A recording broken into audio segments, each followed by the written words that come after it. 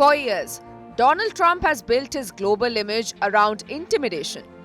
From public threats to pressure tactics, his style of diplomacy has often relied on making world leaders choose between silence and submission.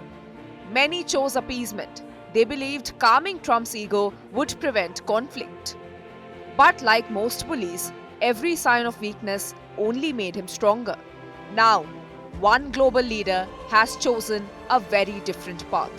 Pope Leo XIV, the American-born head of the Catholic Church, leading more than 1.4 billion Catholics worldwide, has openly challenged Trump's aggressive rhetoric, especially over rising tensions involving Iran and West Asia.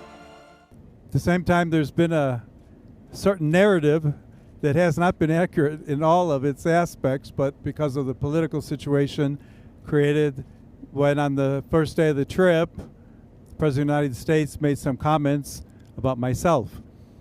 Much of what has been written since then has been more commentary on commentary, trying to interpret what has been said. Just one little example, the talk that I gave at the prayer meeting for peace a couple days ago was prepared 2 weeks ago, well before the president ever commented on myself and on the message of peace that I am promoting. And yet, as it happens, it was looked at as if I was trying to debate again the president, which is not my interest at all. So we go on the journey, we continue proclaiming the gospel message.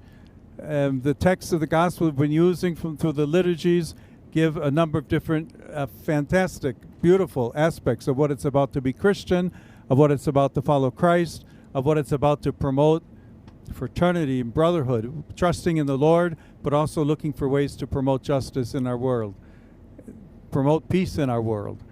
While many Western leaders avoided directly criticizing Trump's statements, Pope Leo spoke clearly and publicly. He called threats against innocent people unacceptable and urged leaders to think about the human cost of war, especially civilians trapped in violence they did not choose. In one of his strongest messages, Pope Leo rejected the idea that war could ever be justified in the name of God. During Sunday Mass, he said, "Jesus is King of Peace who rejects war, whom no one can use to justify war." It was a direct rejection of political leaders and religious voices trying to frame military action as a holy mission. Without naming names, his words pointed toward both Donald Trump and Israeli Prime Minister Benjamin Netanyahu, leaders he believes are feeding a dangerous delusion of omnipotence. Pope Leo's message was simple but powerful. True strength is not shown through missiles, threats, or displays of power. True strength is shown by protecting life, choosing peace, and refusing to stay silent in the face of suffering. Even when faced with pressure from Washington, Pope Leo stood firm, saying he is not afraid of the Trump administration and that his duty is to speak the message of the gospel. At a time when many leaders calculate politics, Pope Leo chose conscience. Because history often remembers presidents for power, but it remembers popes for courage. With Saurik Shah, Bureau Report, India Today Global.